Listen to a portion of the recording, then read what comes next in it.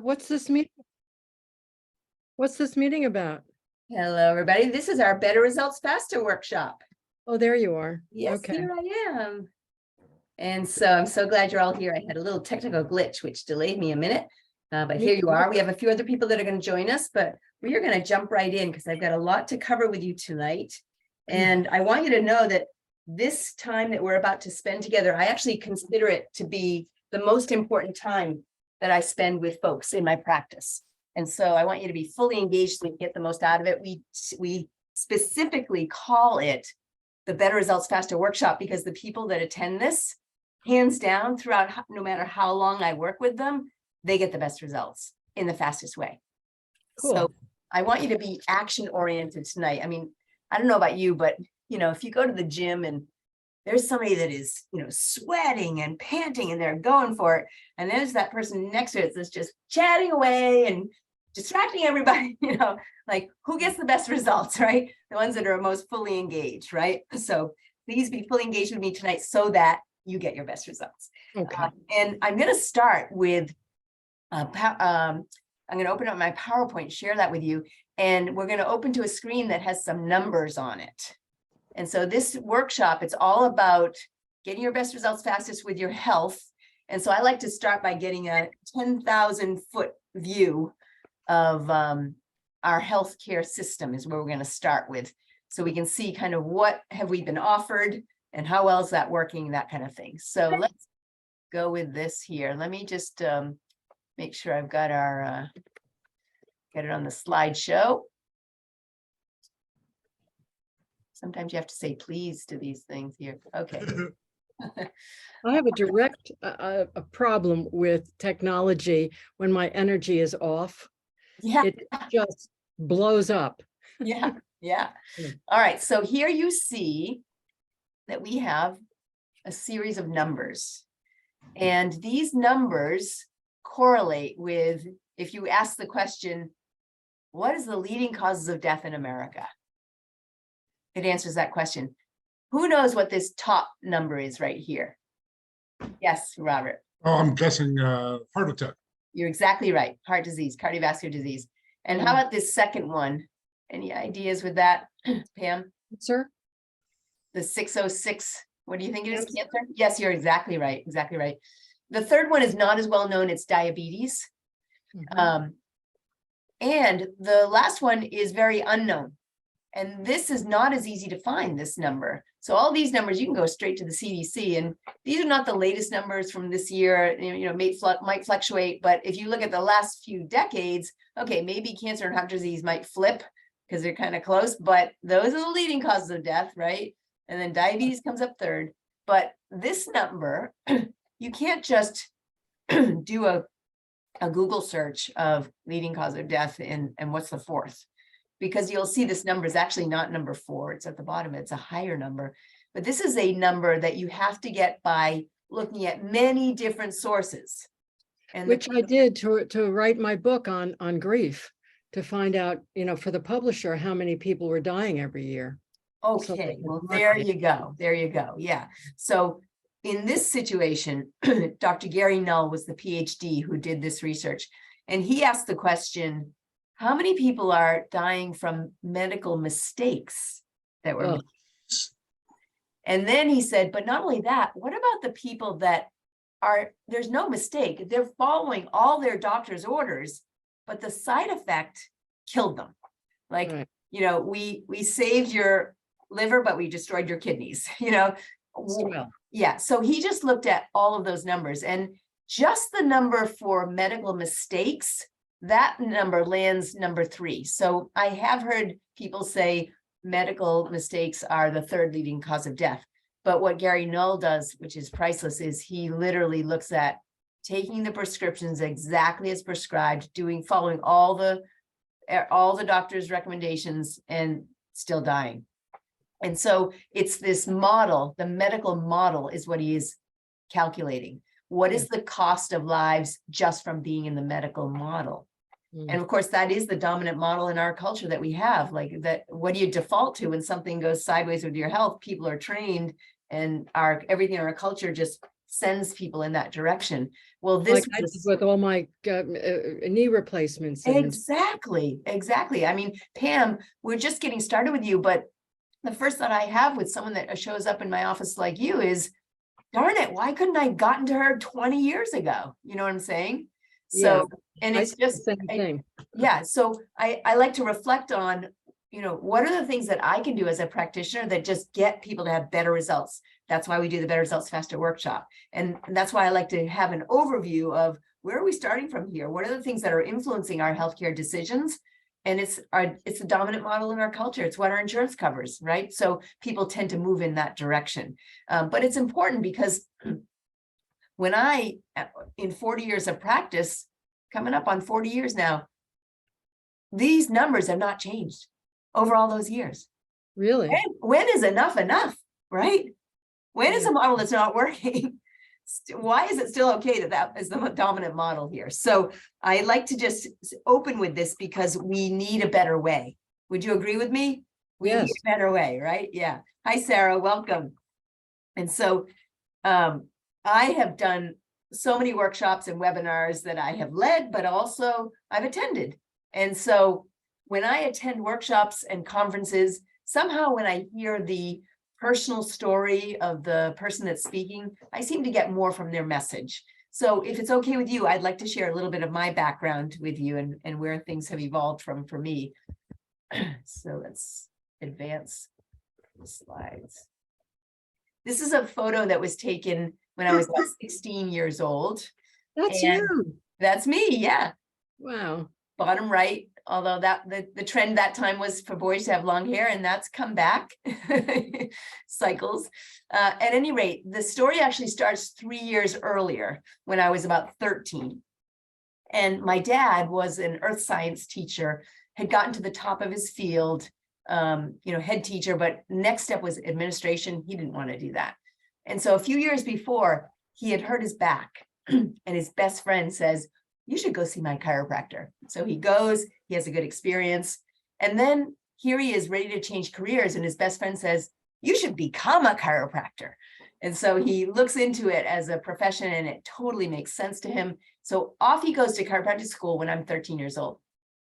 Now, when he comes back on his first vacation, he comes back to a sick little girl. I had strep throat. Have you guys ever had strep throat? Oh, God, yeah. All of them. Okay, yeah. So you remember it hurts so much to swallow, like you can hardly swallow anything, right? And I remember when I was 13, like I could hardly swallow even a few drops of water, right? So my mom had taken me to the pediatrician, and of course, he recommended penicillin, right? And I Yep. remember when my mom came home with the medication, like, and she holds it out, and I'm sure that pill was probably about that big, like there's no way I'm going to swallow that, right? And so I didn't take it. So my dad comes home and he says, we should check your spine and nervous system. I'm like, okay, Dad. And so he lays me down and he adjusts my spine. And I was like, wow, what was that? And then about half an hour later, I could swallow more easily. My energy started to come back and I got better really fast. And so I asked my dad, like, how does this work? And he said, we just needed to turn the power back on. Like, okay, that works for me. 13 years old, that works. So then my dad goes back to school, goes back and forth. But then when he's coming back home and he's finished and he's graduated, and now I'm 16 years old here. At this point in time, Pam, I don't know if you remember, and Sarah, I don't know if you remember when you were 16, but the conversations that my girlfriends and I would have were always about who you're going to marry, how many kids you're going to have, and what their names are going to be. Like that was what the conversation was, right? So I'm participating in this conversation. However, I was stressed because all of my girlfriends had started their menstrual cycles and I had not. And I'm thinking, what is wrong with my body? Like, am I ever going to even get to have kids? Never mind name them. And so my mom shares with my dad when he comes back what we were worried about. And he says, let's check your spine and nervous system. So he gives me this special cranial adjustment with my sphenoid bone, which the pituitary gland sits right in the middle of your head inside your sphenoid bone. 2 weeks later, my cycle starts. And I'm thinking, okay, this chiropractic stuff, this is okay. It helps your immune system. It helps your hormonal system. And it was pretty much at that point that I probably became unbearable to all my friends, because anytime anything was going on, I'm like, you need to get adjusted. And then from that point on, I was just fascinated and passionate about learning everything I could about natural healing. And I was just going to follow in my dad's footsteps. I was going to become a chiropractor, and I never looked back. And here we are more than 40 years later from then, and nothing's changed. You look at my bedside table and what the stacks of books are, they're all about natural healing. You look at the podcasts I listen to, what my email is overflowing, it's all about natural health and healing. And so what I want to do tonight is I want to distill down into the most important points that you need to know that I've learned over all these 40 years so that you get your best results. And by the way, how does my story end? I got my girl. So this picture is actually 10 years old. That's how long I've been doing these presentations, right? And my daughter, she's 20 now, just went back to her college and she's remarkable, and she's healthy, normal, and robust and vital. And so am I. Here I am. So when I think about it, like, how would my life have been different if my dad was not a chiropractor? You know, would I even get to have a child? Or when I think about it, like, what was the pivot point in my own life and the trajectory my health went to and where it is right now? Where was the pivot point that happened? It was with my first chiropractic adjustment. And when I think of, well, what led to that? Oh, it was my dad's best friend that actually has made my life so great. Because my dad's best friend was who created the pivot point for him to go see a chiropractor and then to become a chiropractor. So what you're going to find and what you're going to hear as I tell you, share some other stories of other patients, is most people are not referred in by me or by a doctor. It's their friend or their neighbor or their coworker or somebody else that refers them in. And those are the people that actually are creating the pivot points for people to get back on track to the level of health that they really want, but they just may not know where they can get it or how to get there. And so that's what we specialize in. Now, as I continue, I have had to add in a little bit of conversation to my presentation over the last 3 years, because there's a big topic that is not always easy to talk about, it turns out, even though it's a really important topic. That's COVID. COVID has hit our population, but we've learned a lot from it, and especially about our health. We've learned a lot. I was just exposed, by the way. What's that? I was just exposed at dinner last night. Well, luckily you're under chiropractic care. So I'm going to show you how this relates exactly to what concerns you may have. So when we look at our very first numbers and we ask, are Americans healthy? Clearly we can see if this is what's happening year after year after year. No, Americans are not healthy. But then when COVID hit, it really clarified things, because COVID stressed our system. It stressed our healthcare system. Remember, 2 weeks to flatten the curve? That was not to stop the spread. That was to stop the spread so that the hospitals wouldn't be overloaded.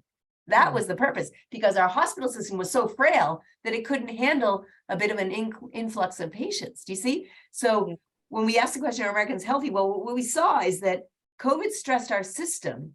And when we stress something, it clarifies things. It shows us where the weaknesses are, where things are going to break. And so what we learned is that COVID is contagious to everybody, but it's only dangerous to certain people. And we learned that early on. We learned that people with chronic health conditions were the ones that were being hospitalized with COVID, right? Look at it. It's that hypertension, the obesity, the diabetes, cardiovascular. We see it there, right? And in New York, right? Who was it that was dying? It was the people with the cancer, the heart disease, right? We can see how it plays out here. We knew this very early on. And so when we look at these numbers, when we look at the data, if we look a little bit closer, we'll see that these diseases are all in the same category. And that category is called metabolic syndrome. And metabolic syndrome, otherwise known as syndrome X, is where you have conditions that are like high blood pressure, high blood sugar, obesity, abnormal lipid levels. And this is a cluster of conditions that occur together, which increase your risk of heart disease, stroke, type 2 diabetes. But now what we learned is it also increases your risk of death from viruses like COVID-19. And so if you look at these chronic diseases, they've become an acute crisis. And the reason that they become an acute crisis is that we have to recognize that metabolic syndrome is a lifestyle illness. It's caused by unhealthy lifestyle choices over a long period of time. And what happens in our culture with this dominant medical model is, that's okay, just come take these pills. Mhm. Just keep doing what you're doing, just take these pills for the rest of your life. When actually, for the most part, these are things that can be healed if people change their lifestyles. But it's hard to change the lifestyle because our culture has a lifestyle that's very sick. It's a sick lifestyle. And so it's hard to go against that unless you are thinking clearly and very, very specifically on how you're going to do that. So what happens is we have these lifestyle illnesses that we then apply a pharmacological strategy to just manage it, not cure it, to manage it over a long period of time so you can continue to live with it, right? Just managing it. And What is, hold on, what is sarcopenia? Sarcopenia is loss of muscle density. Thank Yeah. you. Osteopenia is loss of bone density. You hear all about that because they've got a drug that can increase the calculated density, not necessarily with strong substance. It could be brittle, but it changes that number. Okay, thank you. Sarcopenia you never hear about because it's loss of muscle mass, and there's no drug that can fix that. Hmm. The only way you fix that is through healthy lifestyle. Okay. So that's why you don't hear about it. Yeah. Important question to ask that, though. So what we realize is that COVID has shown us that this is a vulnerability in our population, that we are managing chronic illness with medications that have side effects and that actually are not improving function. They're just allowing you to live with it. So we stress the system, and what we found out is how weak people are. That's what we found out. So when we asked the question, are Americans healthy? Clearly the answer is no. And I had a colleague that wrote a book during this time, and you know how people talked about the new normal. The name of his book was Screw Normal. And basically in the book, one point that he makes is that the masks were supposed to be like a fence that stopped people from getting sick. But what we forgot is that people were already sick. And that's actually what the problem was. And the mask actually doesn't change whether people are already sick or not. And that's what we need to actually look at. So do we have a healthcare crisis? Yes, absolutely. And even if we just look at the numbers, right? Even in 2017, we were spending the most of any other country on healthcare expenditures. And that was $3.5 trillion. I think it's up to $7.5 trillion now. In the last 3 years, it went up something like almost $4 trillion on the enormous amount of money we've been spending with COVID, trying to manage this, but we're managing it from the medical model, right? And so when I look at this, think about it. If we are the country that is spending the most on healthcare than any other country, and this badass virus comes into town, wouldn't we expect, if we're spending the most, that we would have some decent outcomes? But the best that we could come up with was wash your hands, don't hug or high five, and hope and pray for a vaccine. Like, that was the best that we could come up with. I don't know if this is acceptable to you, but it is not acceptable to me, especially when I'm sitting here with all kinds of ideas on what we can do to help people. So really the problem was, I asked the question, where is the focus here? Where is the focus? And the focus kept being on the strength of the strength of the virus rather than on the strength of the host. So we kept getting scared by the strength of the virus, but we were doing nothing to strengthen the host, strengthen the individual. And so that's what we need to do, is we need to shift the focus from the strength of the virus. Oh no, I got exposed last night. Like, we need to shift that focus to, how can I get as robust as possible? Because it's impossible to avoid being exposed to these viruses, never mind the next variant that comes into town. So how do we start to live our lives differently so that not only we get ourselves healthy, but how do we get the weakest members of our population healthier? I know things that everybody can be doing to get themselves healthier. And that's what my job on the team is. So we don't have any influence over the strength of the virus. We just have to come to terms that we have no influence over that. We only have control over the strength of the host. And so there are 3 approaches to healthcare to consider. One is the treatment of disease. That's to help people to stop them from dying. The second one is the prevention of disease. That's to try and keep people safe. So, masks, social distancing, washing hands, all that could make sense in certain situations, but neither of those 2 things actually builds health. only one, the third tier of healthcare that is designed for the promotion of health. That's the only one that's going to strengthen the host. And that's, again, what my job on the team is. That's what my job has been for 40 years, is what do we need to do to build health here? And so that is what I want to focus on. And I want to start by introducing you to somebody that came into my practice. Pretty straightforward. She had low back pain, right? Lots of people go to chiropractors that have low back pain. And in fact, her pivot point was her friend who was a farmer. And her friend said, oh, you should go to the chiropractor if you have low back pain. Go see Dr. Heather. That's what the farmer says. So she comes in to see me, and she let me know that she did have a bum knee that didn't work, and it altered her gait. And she figured that was probably contributing to her back pain. So we did the same thorough exam, thorough consultation that we did with you. We looked at what was happening in her spine and nervous system.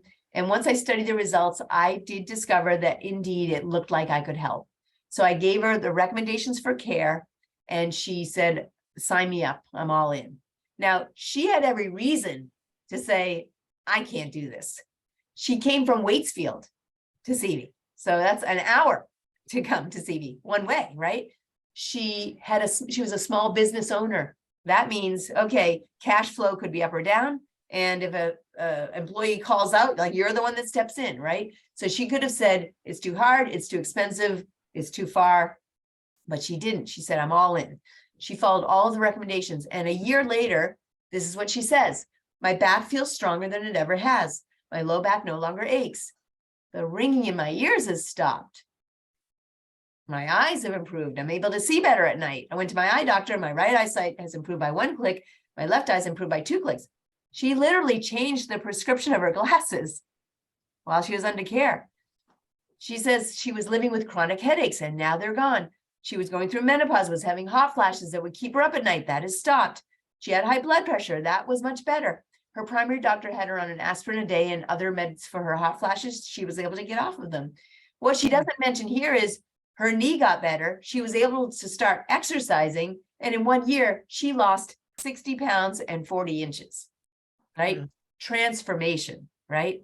And all she did was follow the recommendations. So clearly, what we have to offer is life transforming, is health transforming. And yet we still see that we've got this healthcare crisis in our country. And so why is it that after all these years, even when we do the research and know the mistakes that are being made and the side effects, even though we know all of that, why is it that we still have the healthcare crisis that we have? I mean, you can pretty much ask Dr. Google anything. What should I be eating? How should I be exercising? How do I deal with stress? Like, you can ask all those questions. The information is there. Why is it that we still have the healthcare crisis that we have? I think there are 3 reasons. And I'm curious to hear from you. What do you think the reasons are? So, Sarah, I'm not sure if you can unmute or get your video on or not to engage with us. But if you can, I'd love to, because I like to see your face, make sure you're getting what we're going through and all that. So, but at any rate, Robert, why do you think we have the healthcare crisis? I'd say one of the things is that the incentive for the people in the healthcare is on making money rather than curing people. Yeah, that could be one of the factors. Yeah. And why is it that we're tolerating that? Didn't know that an option, at least for me, for a long time, I didn't know other options exist. Yeah. But that was all we had. Yeah, exactly. I would And say diet. diet. Yeah, Right. I would agree with you that diet is a contributing factor. And why is it, if all the information is actually out there, why is it that people still are not making good diet style choices? Mhm. Yeah. I think, and this is what the studies are showing us, that the number one reason is people are not taking personal responsibility, right? Who ultimately is responsible for your health? Is it your spouse? Is it your doctor? Is it your insurance company? I hope not, right? Because that comes back to the money thing again, doesn't it, Robert? Right? Yeah. Insurance companies are all about a bottom line. They're not about your health, right? They only use pretty much a dominant cultural model, right? If they really wanted to get people healthy, wouldn't they cover preventative care that really works, not just early detection, right? So, yeah, so clearly personal responsibility is a big piece of this. And, you even see, Rite Aid calls themselves the wellness center, right? Like, really? Are we going to believe that? You know, the pharmaceutical, place to go get your pharmaceuticals, right? Yeah. So personal responsibility, I think, is the number one thing. And I want to show you a short video that I think demonstrates it just impeccably here. I think you'll get what I mean here. So let me just stop my share so that I can bring up the next screen here.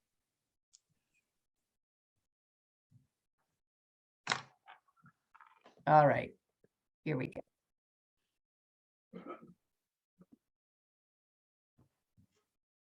Oops, here we go, play.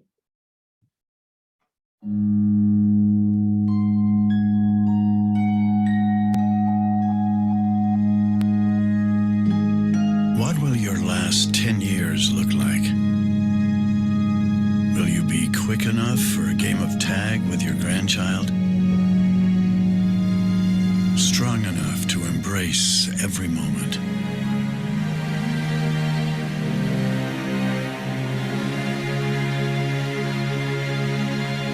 Will you grow old with vitality? Or get old with disease?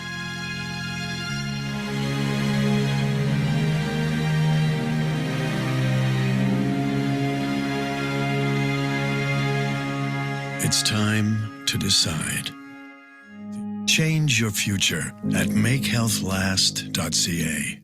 Powerful, powerful, Beautiful. right? I mean, it just tells the whole story. It's the same guy, just making different choices. Wow. And it wasn't the big, like 1 or 2 lifetime traumatic events that occurred. It was the 10,000 choices that he was making all day long that just accumulated and either resulted in worse health or better health, right?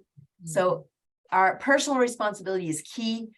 Every choice you make actually does matter. And when people talk about, oh, everything in moderation, no, you can't use that anymore, because moderation, things have gone so far sideways that if you're trying to be moderate, you're still going to be sliding in the wrong direction.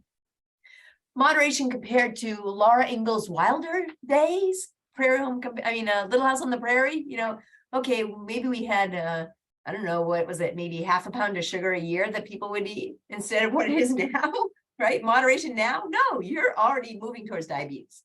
Yeah. So we have to really look at every single decision that we make so that we get our best results.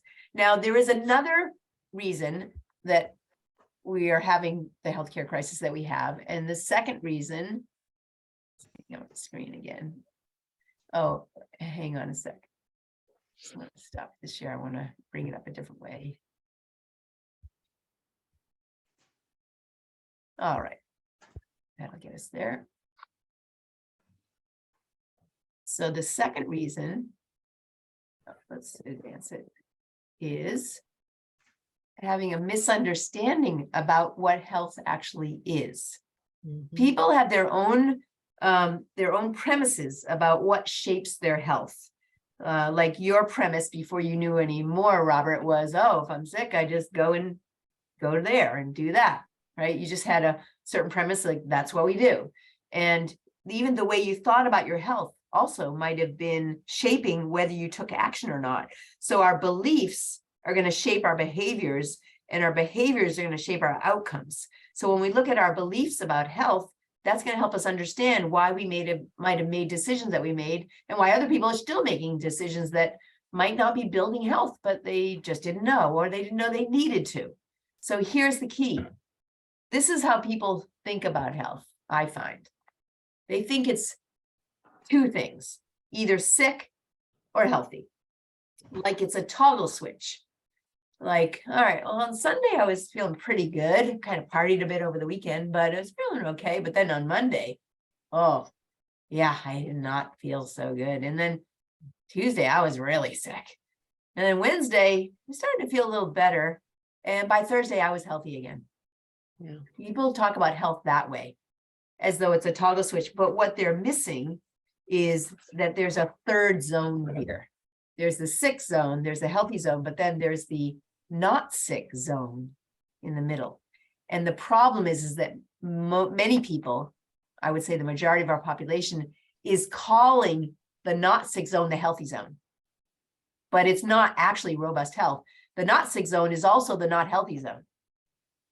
And so if you are managing chronic illnesses so that you feel healthy, so that you're not sick, you're actually maybe putting yourself into a vulnerability, because it may be putting you into the immunocompromised category. Mm. Do you see that? Like, people were cooking along thinking, I'm doing great. I got my blood pressure under control. I got my diabetes under, got my cancer. I'm in remission. I'm on the drugs, but I'm managing it all. And then a badass virus comes to town, and now that strategy isn't going to work. And I promise you, another badass virus is going to come into town. So what do we need to do to get ourselves actually into the healthy zone, rather than just struggling along in the not sick zone, thinking that you're healthy, when actually you may be losing function as you go along, but just not feeling it. Yeah. Yeah. Feeling better as you're getting worse, right? That's what happens in our model. So managing comorbidities with medications so that you're not sick actually means you may be considered immunocompromised. And people come to see me not just for the traditional low back pain, but because they're referred in. People create pivot points when they see something, they think, oh, Dr. Heather might be able to help with this. So I had a mom that was under care, and her son suddenly, as an adult, he's in his 20s, suddenly started to have grand mal seizures at night. So the guy goes to sleep, he sleeps, he's asleep the whole night, but he wakes up in the morning and the room is torn apart. And his girlfriend now is not sleeping because she doesn't know what's going to happen next. And now when he finds that out, he's not sleeping because he doesn't want to disturb her. Now nobody's sleeping. It is not good. And he worked in a warehouse. So if this started to spill over into his workplace, either the seizures started to happen, or he just was deteriorating in health and concentration because he wasn't sleeping. Either way, it was not looking good. So his mother said, you should go see Dr. Heather, see what she can do. And so he comes in, I do the same thorough examination, thorough consultation. And I notice in my scans and in my palpation of his spine that there was a pattern I recognized. The first time I had ever checked anybody that had seizures was in the Philippines. I was living in Asia to introduce chiropractic to South Korea and Beijing, China. And while I was there, I did some vacationing. So I went over to the Philippines. There was this beautiful waterfall, 3-day trek through the jungle, 3-day trek back. And on the very first day going in, we go through this village, and this woman comes out, and she's asking every foreigner that walks through there, can you please send me medication for my child? She's 7 years old, and she has 7 grand mal seizures every day. Oh, God. Send us medication. And of course, sometimes she'd get some and then it'd run out. And then she gets some from Germany, and then she gets some from Australia. And then, right? Like that's that kind of medication you don't want to mess around with. Well, I told her, I'm not going to send you any medication, but let me check her spine and nervous system. I palpate that upper cervical spine. There's this whopping big subluxation right at C1. So I adjust her, carry on my trek through the jungle, come back about a week later. And this time coming to the village, the little girl runs up to me and gives me a big hug, big smile on her face. And so you got to recognize she could not go to school because of what was going on. She couldn't go and play out in the jungle with her friends because of what was going on. She couldn't leave her mother's side. And so what had happened is the first 3 days, she had no seizures at all. And then each of the next days, she had 1 seizure each day. And while we're standing there, she starts to have a seizure. I'm like, let's check her. And I adjust her, and it quiets it right down. So talk about pivot points in the middle of the jungle, getting a pivot point, a chiropractic adjustment. It's amazing, right? So this guy's life, how would his life have been different if I didn't know? As I checked him, like, oh, I think I can help you. He followed all the recommendations. 2 weeks into care, he's sleeping like a baby. His girlfriend's sleeping like a baby, right? Work is fine, like things resolved. And why did that happen? Because it was my job to build health, right? That was my job, build health. And so if you're not happy with the level of health that you have, it's because something's getting in the way of it. And so we want to look more closely at, well, what could possibly be getting in the way of being healthy? The quality of your life is going to be determined by, oh, actually, there's one more reason why we have a healthcare crisis. I want to unpack a few more things. So stay tuned for that, but I'll cover it at the end. The quality of your life is going to be determined by the quality of the questions that you ask. It points you in the direction that you want to be thinking, right? The questions you ask. So I want to cover with you the 10 questions that you must ask in order to be healthy. These are the 10 things everyone needs to know to be healthy. The first one is this: are you designed to be healthy, or are you designed to be sick? What do you think, Pam? Healthy. I Yeah. think Would we all agree? Sarah, give me a thumbs up if you agree. All right. Yes, we're meant to be absolutely. receptive to health. Yes, exactly. Exactly. Designed to be healthy. It's like every cell is always trying to move towards health. It's just the design of it. We can't help it. Right? Yeah. Now, I have to tell you, I've asked children in my practice that are like new in the practice, do you think your body is designed to be healthy or designed to be sick? And they will think about it. And what they're thinking is, well, let's see. My dad is sick. My mom is sick. My brother is. My friends are sick. My uncle, my grandpa, I guess we're designed to be sick. Like literally that has been their response. When I thought it was a no-brainer. No, the new normal is sick, right? Yeah. But I don't want to use that word normal because I like to use the word healthy normal as normal. I want people to be thinking health is normal. We're designed to be healthy, right? So clearly we definitely are, even though sick is considered the new normal. Is our body smart or stupid? Oh, extraordinarily smart. Right? Yeah. And the evidence is there in every moment of our day. Like, do we have to think about our heart beating or our lungs breathing or digesting the food and turning it into you? Like, we don't have to think about any of that. It's all on automatic. Mm. And so I love this idea that we are born with a brain that has two parts to it. One part is a clean slate, ready to just take on and record all the experiences we have in our life. But the other part comes preloaded. It's all the automatic functions. And that comes from thousands of generations of successful human beings behind us, that we bring that in to our physiology.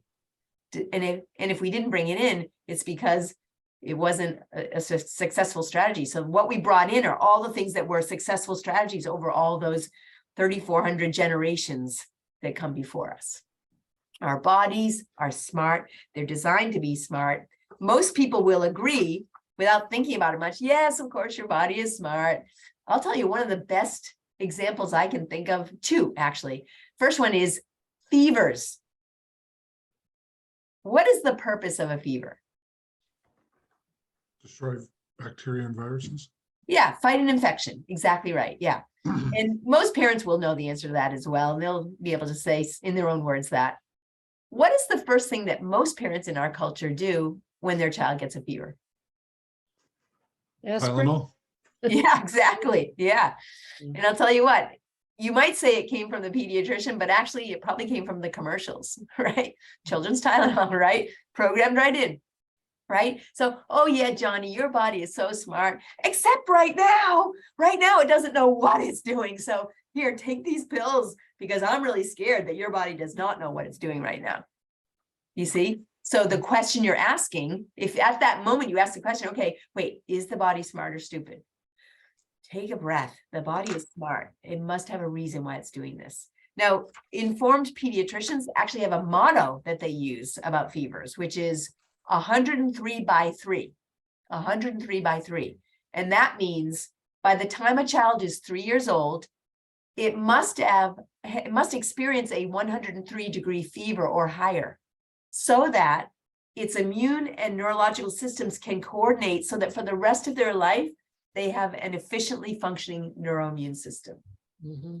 If they miss that window of development, that window closes for the rest of their life, they may have an incompetent immune system that they just struggle with.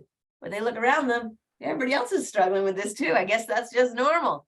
Oh, let's just change that to common, getting more and more common, but not normal. And so what parent wouldn't want to know that, right? As they're getting the Tylenol out, like they didn't know, they just didn't know, right? So if you were to go into someone's house and you open that, in fact, what is that mirrored cabinet in the bathroom called? Pam? Medicine cabinet. Medicine cabinet. Yeah, it's part of our architecture to have a medicine cabinet in our homes, right? If you open that and it's filled with medication, you go across the street, you open up the cabinet and it's empty. Which family do you think is the healthier family? You think it's the cabinet family with, you know, all the The stuff. empty or the full? The full. I wouldn't think that. No, but you would think, most Americans would think, yeah, oh, that's a good parent, or that's a good family. Yeah, I'm not sure, Pam, because when I ask this question to people over and over again, people are like, yeah, it's the empty one. It's when you think about it, the answer is obvious. But if you don't think about it, you're just Yep. slowly accumulating things that are going into that cabinet, right? Yeah. Yeah. So is our body smart or stupid? It's definitely smart. And this is the number one. Fever is good, but number one example of how I know the body is smart. How did we start? We all started from 2 little half cells that you can't even see to make a full single fertilized cell. And from that cell, 9 months later, you have an entire human being. And in the very beginning, this is the part I love the most. In the beginning, the cells duplicate. So the first few days, you have a mulberry. All the cells are identical. And then at one moment, the primitive streak occurs. So the cells begin to diversify. So something changes and the cells start to change into something different. And that primitive streak, you know what that differentiation is? You know what that's going to become? What do you think the primitive streak is? Fine. Yes. The nervous system is the very first system to develop in the embryo. Why? Because it's in charge of controlling and coordinating everything else. So when you think of all the different tissue cells that are growing in this embryo, brain cells, well, actually, you know, the brain is the nervous system. The brain comes after the primitive streak, which is the spine. So when we talked about preloading the automatic functions, that's happening in the spine. The spinal cord has those all preloaded. Brainstem and spinal cord are the preloaded things. The rest is the clean slate that we learn. And so that preloaded piece has all these nerve fibers that are tethered into every tissue cell as it's developing. Ears and eyes and nose and limbs and organs all have, every one of those tissue cells has 3 to 9 nerve fibers going to it, tethered in to then control and coordinate how those tissues are developing so that it's all working together. So at the end of the 9 months, when the baby takes that first breath, it's the nervous system that allows that first breath to happen. And when the nervous system is controlling and coordinating everything your entire life until your last breath, nervous system is in charge. It's the master system. So when we think of all the different systems in the body, right, we've got, you know, if we put food into our mouth and we change that into our body, what system does that? What system deals with food? Digestion. Digestive system. And Pam, what system moves the blood through our bodies?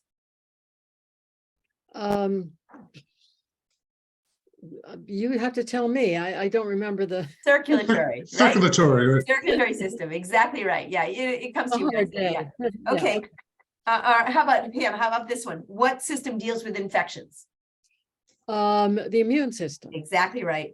And how about Robert? What system deals with breathing? Respiratory. Respiratory system. Okay. All right. Now here's one. What system deals with stress? Nervous. Nervous system. That's right. And a lot of people, there's a pause like, what system does deal with stress? I don't know. It's going to be the system that allows us to adapt to our environment. Because if we're dealing with stress, it means we're adapting to the stress that's in front of us. So we're perceiving that stress. We're making a decision of how we're going to respond to that stress. And that is the nervous system at work. So the nervous system perceives the world, and it also controls our emotions. It controls our endocrine system, which also influences our emotions. But nervous system is the one that decides which endocrine hormones are going to be released at any moment. Well, It also is the system that, if you put it all together, it's moving our body, right? It's running all of our organs. It's the system that allows us to create our conscious reality. It's the nervous system that does that, right? So if we're looking at, well, what's the most important system in your body for staying healthy? Some people say, oh, well, your heart, you got to keep your heart healthy, or, oh, your gut, you better keep your gut healthy, right? So people have these ideas of which systems, but the most important system in your body for staying healthy is the one that allows you to adapt to your environment, meaning adapt to stresses, right? Would you agree with me? Yes. The nervous system is the master system because it allows us to adapt to stress. I like to use very short definitions of things to help us really understand them. So health. Definition for health is readily and appropriately adapting to stress or the environment. Readily and appropriately adapting to the environment, right? That is a nice little easy definition. And that will tell you, all right, am I adapting to health or not? Am I adapting to stress or not, right? All right. So, Sarah, thank you for letting me know about that. So I'm glad you can still hear me and that you have to drop the video so that you can keep the signal going. So that's important. So the other definition that I like for health, it's a 3-word definition. Optimal cell function. That's it. Optimal cell function. Because if you're going to readily and appropriately adapt to the environment, it's because you have optimal cell function that can do that. All right. So if that's my 3-word definition for health, I have a 5-word definition for sickness. Lack of less than optimal cell function, right? Right. We have to start thinking about health the way that we think of, rather than this toggle switch thing, we have to start thinking about it the way we think of light and darkness. So if you don't like the darkness that's going on, what do you need to do? Turn Add light, right? on the light, yeah. Yeah, you just have to add light, yeah, because darkness isn't actually a thing. Darkness is not a thing. It's the absence of a thing. You see? So sickness is not it's not the opposite of health, it's the absence of health. So if you don't like the sickness that you're having right now, what do you need to do? Add health. You see? Health promotion, building health. That's the way we get ourselves out of anything we're not happy with our health. We have to think about, what do I need to do to add health here, rather than manage it as we're losing more and more health. Manage it so we feel okay as we're losing it, right? That's a big difference. Yeah. And I want you to just grasp that, because that brings us right back to people not taking personal responsibility because they don't know that there actually is something they could do to add health. Didn't know. Or even about food. Oh, wait, I'm not doing well with eating, but whatever the reasons are. Yeah. So that's key.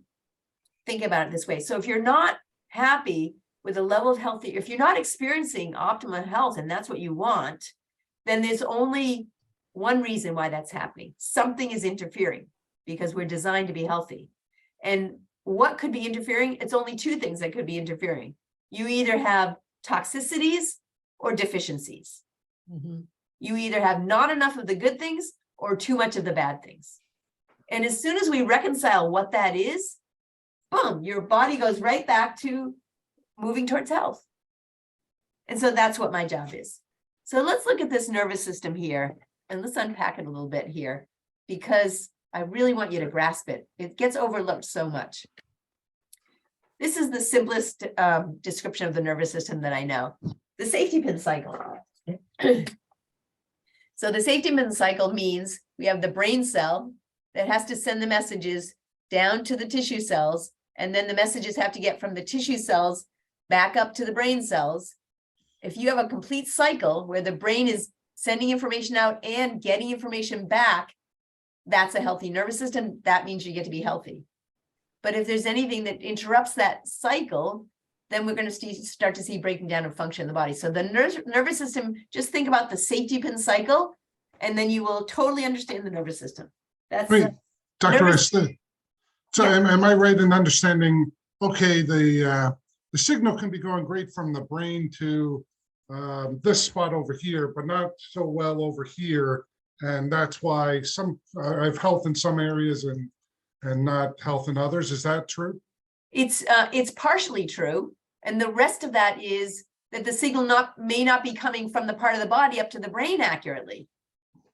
So it's an Somewhere even in that direction. loop. But the brain, the signal from the brain to the feet could be doing great. You know, I don't, or Yeah, but the ones from the brain to the hips are a problem. And so, you know, different things, that could be the case. Is that true? exactly right. Yeah. And we're actually going to look even more closely at that. We'll even look at the map of the nervous system. So you really grasp like which areas are going where, because when you start to get body signals, you're going to understand that we need to learn how to talk body.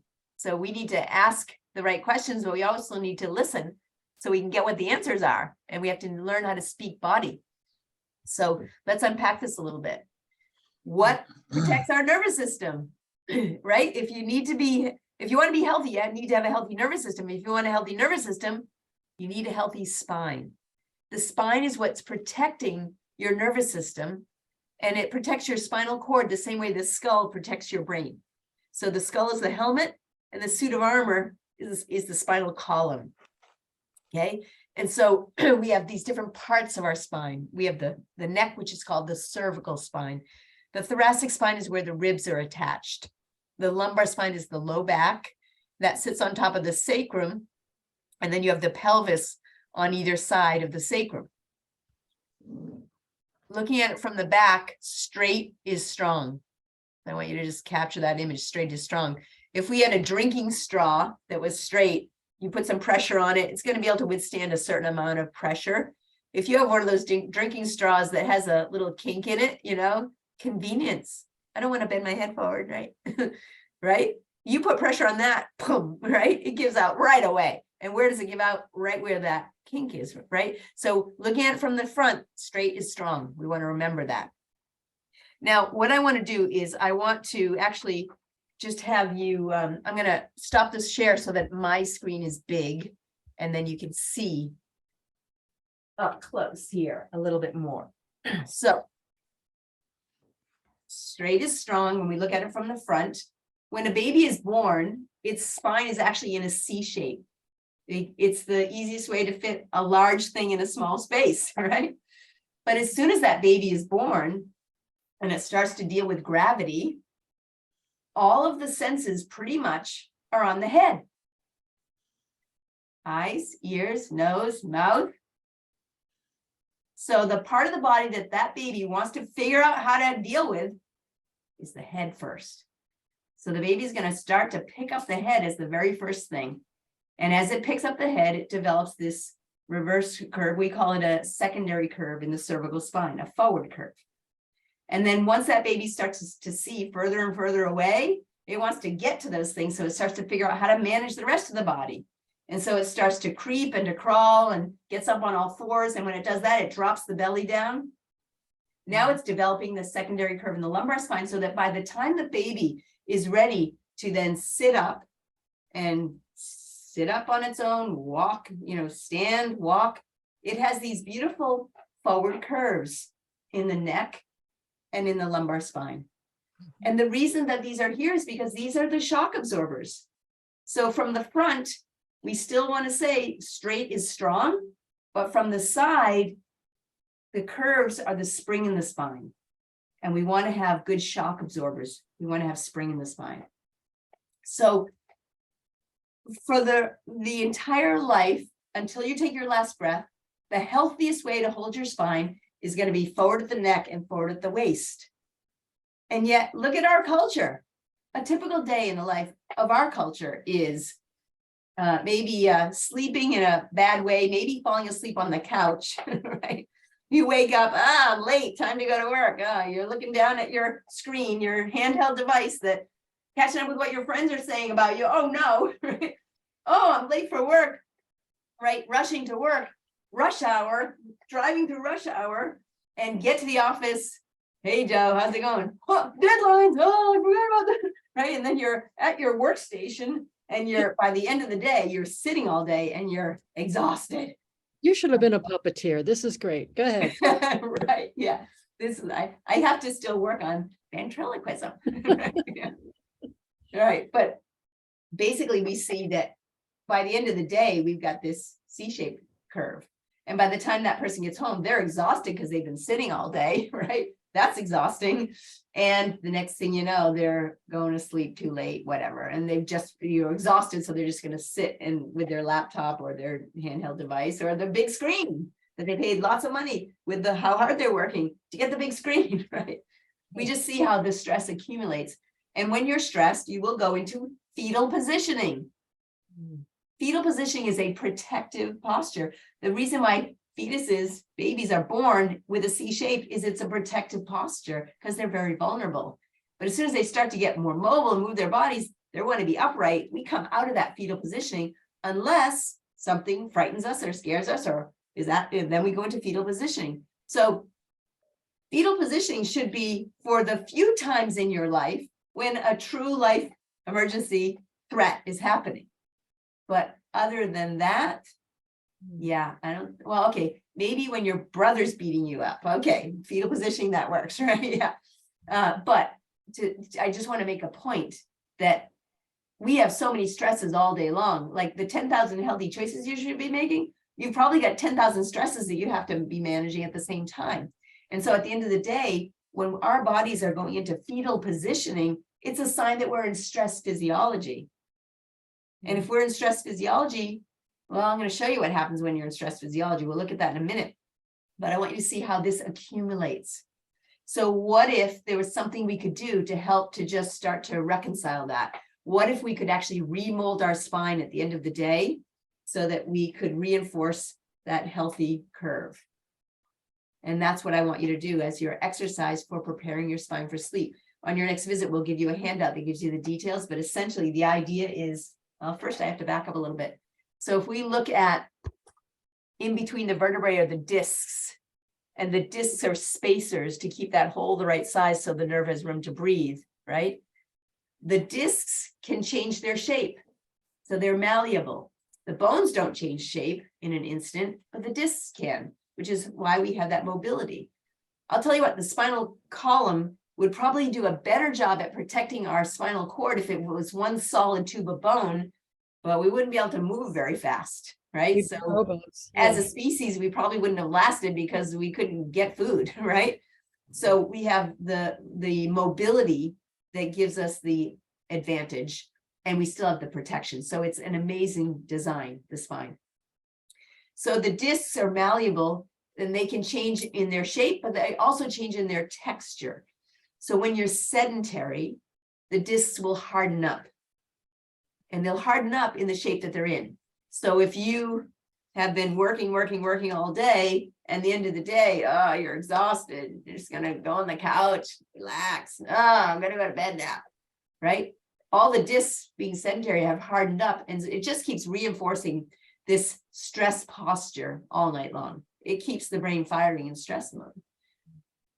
If we just simply change that curve, that in and of itself can start to turn the stress switch off. So I want to make sure that you understand the many benefits.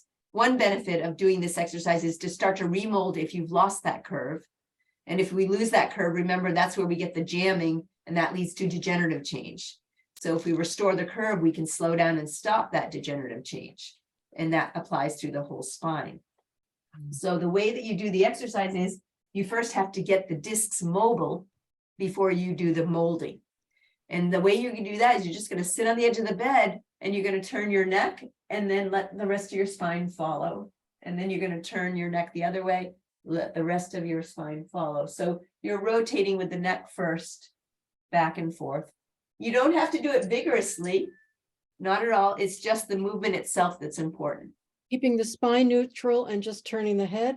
No, start with the neck and then let the spine continue to follow. So the reason I have you do that is that there are people like Robert right now, the way you're doing it, you're standing. So I would recommend you sit to do it because it'll stabilize your pelvis.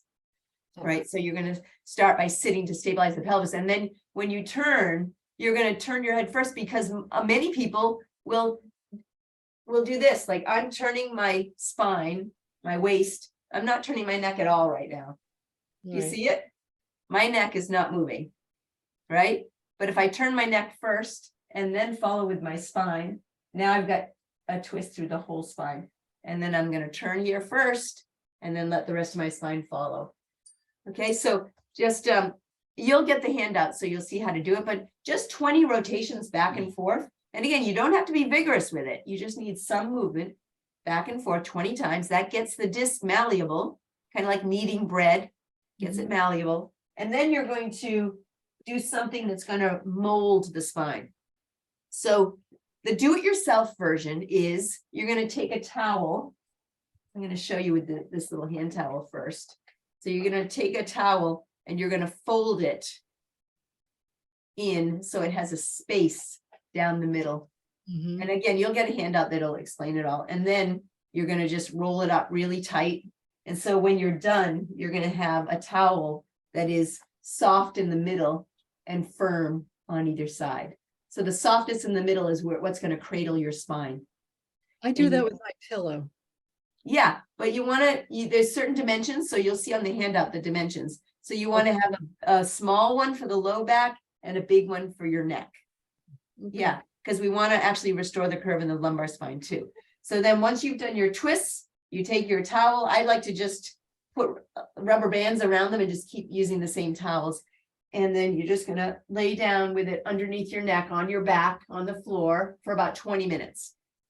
On the And in floor. that 20 minutes, the discs will then harden up. But this time they're going to harden up, moving more towards that molding. At this point, I can't do the floor. I'll have to do my bed, which I is always, Pam, it's like I paid you to make that comment.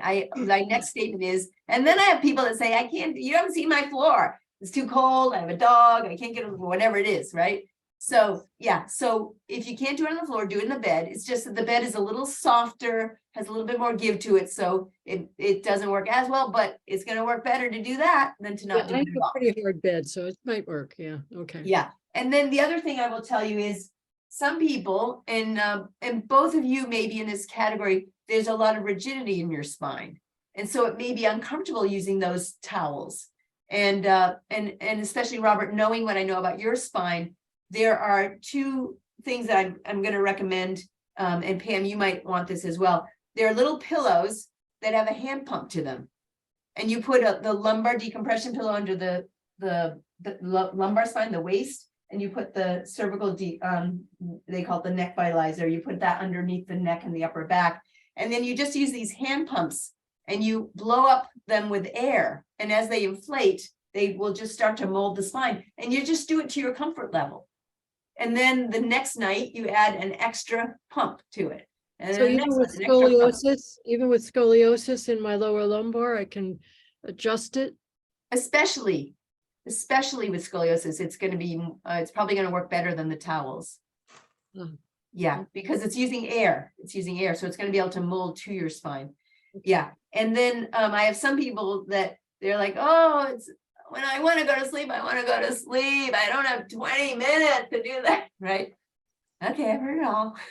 So remember, you can do lots of things while you're lying on your pillows or lying on your towels. You could do some meditation. You can think about your to-do list for tomorrow. You can listen to a book on tape or an audiobook, right? Like lots of things you can do. I used to read to my daughter on our backs, reading the book, right? Right up like this, not sitting up in the bed looking like this, right? So I trained her, right? Nice. And then also, I still would have trouble with compliance. People just like, I just want to go to bed. So my colleagues actually created a pillow that's called the Proper Pillow. And it actually has dowels in it. Let's see. Oh, my team did not give me the little chart, but I can just show you that inside this pillow, there's a dowel here, and there's a dowel on this side. And so you just lie with your back of your head here on the dowel, and that is going to be molding your spine. Oh, I And see. then when you want to lay on your side, it's actually built up on the side. So when you turn on your side, your head doesn't go into a hole. the way some contoured pillows do. So it's amazing design. And I'll tell you what, I had to make sure I had enough of these pillows in the house for everybody, because otherwise mine kept getting stolen when I first got these. So, and it's one of our most popular items. So if you're a do-it-yourselfer, use the towels, you know, that kind of thing. But if you just want the convenience and something that actually is going to work, copper pillow is a great tool to use as well. And then just remembering that during the day, things you can do to support the curves in your spine. So we have some pillows that you may see at the office that when you're sitting in the chairs at the office, like you sit down on that one pillow, like, well, I'm moving around a little bit here, right? Yeah. So, yeah, so that keeps your spine moving, and that's going to help your discs. So all day long, if your discs are just moving slightly, then that keeps everything healthier. And then the one that goes behind you helps to just keep supporting that forward at the waist. So we have lots of tools. I've just got the ones that work. I don't go overboard with anything else except the ones that work. And so then we try to keep them stocked up here. Okay, so, oh, here is the, yeah, here's a demo of the, this is the back vitalizer. So, you know, you just put that underneath your back, and then it has the hand pump that you just, and you can see what the pressure is, so that when you're doing it, you can see what pressure did I get to the night before. All right, I'm going to go a little bit more, and so on. And it's so important because it'll allow me to cover more ground during your adjustments. If you're doing this every night, then boy, we're really going to stay right on track with your program of care of what I've recommended for you to get you where you want to get to. These will be the things that you'll need to do. All right, so a couple other things about the spine and subluxations. So when there is a misalignment of the vertebrae, where the vertebrae misalign, so a subluxation is a misalignment. It's not a dislocation, it's less than a dislocation, so it's out of alignment. And so let's say that you like fell, you know, your best friend pushed you when you were a kid, and you fell just the wrong way against a table, and it subluxated you, right? You got a subluxation. I've had people that come in and I'll say, oh, I found something right here. And they'll say, I remember when that happened. That was when my best friend pushed me when I was a kid, right? I want you to notice that this is not a dislocation. This is a subluxation. It's out of alignment, but it's in alignment. Now it's out of alignment. Now it's in alignment. So if you had a subluxation from when you're a kid, if the brain was tracking what was going on here and you misaligned it, your smart body, what would you expect the brain to do? If it's in charge of running everything, what would we expect the brain to do if it detected that you had misaligned it? Would try to correct it, maybe. Exactly. Yeah, I would say, oh, tell this muscle to pull more. There we go. Back in alignment, right? That easy, right? Why is it that if someone had that injury from when they were a kid, that it's still in their spine? That's what I want to know, right? What got in the way here, right? Remember, we talked about the importance of information going in both directions. So if we have a misalignment, a subluxation, a true subluxation means there's nerve interference. The information that's going up to the brain might be distorted. Yeah, right now I'm getting interference in my spine. How much longer are we going? We're going to go for maybe another 7:30, another half an hour or so. Oh, I don't know if I can make it. Why don't you stand up then? Hmm. Or lay down and listen. Yeah, maybe I'll just, Stick with us. It's important. I want to. Yeah. So Okay. when you have that misalignment, right, it can distort the information going up to the brain Mhm. as well as the information coming out. So now the brain may have a vague idea of this rather than the accuracy that it needs to perceive it to be able to respond to it. If it's a vague idea, then the brain is kind of saying, something going on down there, but I got this to do now and I got this to do, so I'm going to keep going. And then next thing you know, you're kind of rewiring around it, right? So that's what happens with subluxations, is we lose track. And if there was an emotional component to the injury, my best friend pushed me. I can't believe he did that. That I can't believe part, the brain cannot take in the full information of that injury. And if we actually flood the system with it, and the brain has to now deal with all of it, it's actually safer right now to just keep a vague idea, right? Did that ever happen to you, right? Yeah. I can deal with a vague idea of that, but don't overload me with the details, right? Yeah, we've all had that. And grief would be an example of that as well, as you're the expert on that, but you know how we just can't Oh, always take it and integrate it, right? So subluxations can come from events that create overwhelming grief. And the key word is overwhelming. Overwhelming stress of any kind is what can cause the subluxations. So with structural conventional chiropractic, I would palpate where's the subluxation. I'd put a force in to get it lined up again. And what I noticed in my practice the first 10 years is they'd come back in, I'd see that same pattern on some people. Mm. All right, you left here, it was lined up. Like, what happened? They're like, I didn't do anything. And so I realized when I learned about the light touch model, the tonal model, that there can be a pattern in the spinal cord that the structure is following as a blueprint. And that until the system has enough strategies to integrate the old stresses, it actually would prefer to hold that pattern. But as the system gains more strategies, it can go back and look at that old stress and say, okay, I can deal with that now. And then it can actually release it. So when I do a light touch, if I see that it goes back into alignment, who did that? The brain did it. Yeah, And the brain would only do it if it could integrate that. It wouldn't purposefully be overloaded by that, right? It wouldn't do it.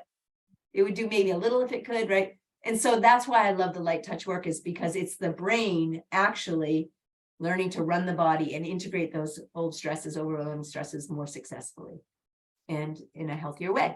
All right, now the last part of the spine before we move on to the next part of the PowerPoint is this. When there are subluxations, the scientists want to know how much pressure does it actually take on the nerve before it interferes with function.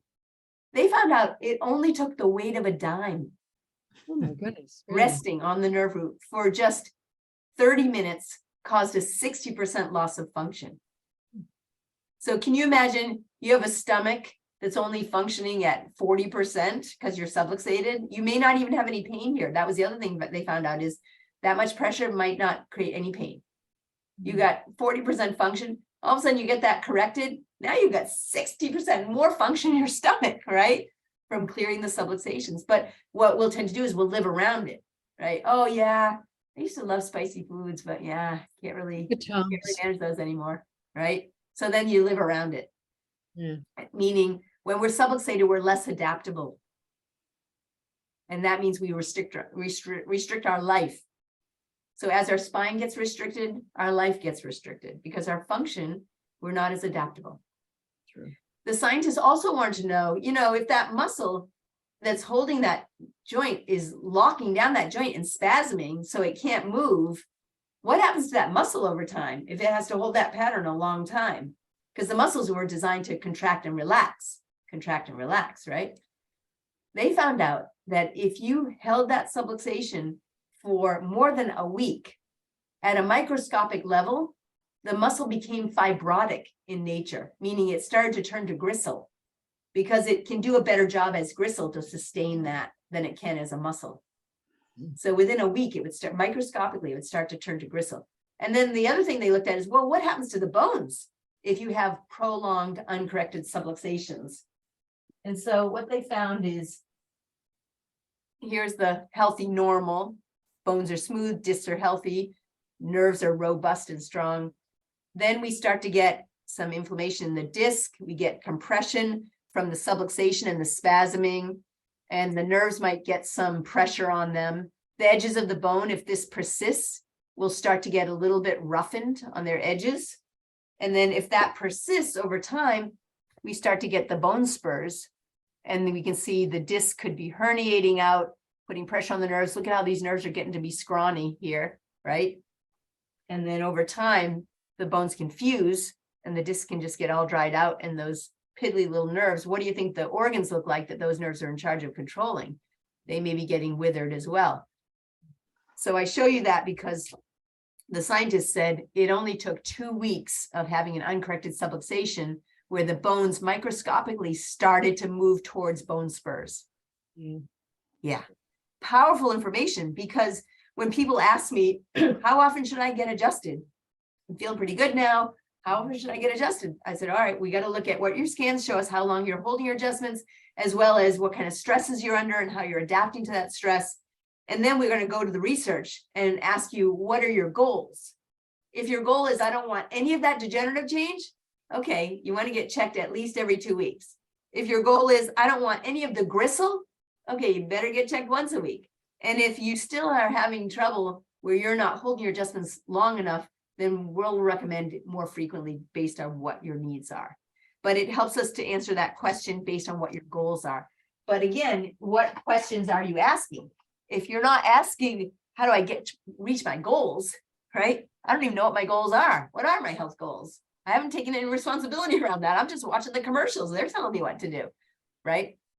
Okay, so now let's look at the thing that causes the subluxations. And I'm going to share my screen again. We'll get right back to the PowerPoint. Here we go. So the next question is your life stressful? So would you agree that stress can make you sick? Would you agree? I feel it right away in my body. Yeah. And a lot of times people don't necessarily feel it. I deal with stress great, right? Nothing bothers me, and then I was just talking to someone today saying, the levels of stress that we have, we've normalized them. We have so much more stress than our bodies were ever designed for. If you look at 40,000 years ago, we have incredible amounts of stress compared to then. And that stress is coming at us in 3 dimensions. So it's mental, emotional stresses, yes. Physical stresses, chemical stresses. So when we think of mental, emotional stresses, sure, the big events, the loss of a job, the loss of a loved one, those kinds of things, they happen now and then. And hopefully less often than we would, have to deal with. But then there's the micro levels of mental stresses, which include chaos, deadlines, disorganization, like those ongoing stresses. Social media stresses, that's another whole thing we've added in the last 10 years. The psychological, the emotional. My messy desk. Yeah, exactly right. Yeah. Yeah. And then when we think of chemical stresses, sure, there's the exposure to mercury or lead or asbestos or arsenic or whatever that may happen one-off in a lifetime. But if we think of the ongoing low-level stresses from our diet style, what and how we're eating and drinking, and the drugs that we take. So even medications to save your life may have chemical stresses to them that keep pushing a certain subluxation pattern. The lifestyle choices that we make, even recreational drug use, pollution and environmental toxins, all just in the background, ongoing. The glyphosate, the Roundup that's everywhere that we're trying to do lawsuits to make them stop. And then they just come up with another version that's not in the lawsuit, it just goes on. So if we're not aware of that, then that's another stress to our system. And then the physical stresses, of course, again, car accidents and work injuries and sports injuries. Surgery, exactly. That would be a very big physical stress to your body. Exactly right. And then there's the low-level physical stresses like posture and sedentary lifestyle, right? Those kinds of things. And the postural stresses, it's just been rampant, right? It's our sleep posture. It's our slouching on the couch or in the car. It's our work positions. We even have a new name for it called tech stress. And a lot of tech stress is actually coming from our posture as we're using it.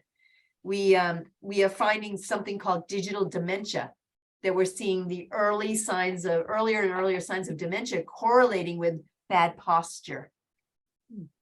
So when we see what is all of this stress doing to us, it's causing subluxations. And when we have subluxations, basically the ideas are that their first is a joint misalignment. It causes soft tissue damage. That causes soft tissue inflammation. That causes irritation of the nerves. That causes the muscles to spasm. Your smart body is trying to stop that joint from moving, because every time you move that irritated joint, it's just causing more and more nerve irritation. So your smart body straps that joint down to stop that, to try and protect that nerve. And when it straps it down, it's going to cause a loss of range of motion. Now, here's an important point to this. There's 2 important points. The disc, it doesn't have a very good blood supply. So the way that a disc gets fluids in and toxins out, nutrients in and toxins out. It's like a sponge. We call it imbibition. So if you squeeze a sponge, the liquid comes out, but when you release it, it sucks it in, right? So the way for a disc to get toxins out is through movement that squeezes the disc down and then releases it. It absorbs nutrients in. That's how a disc stays healthy. So that's why moving your spine with the things for your seat, right? That keeps your disc healthier because it keeps movement happening in the spine.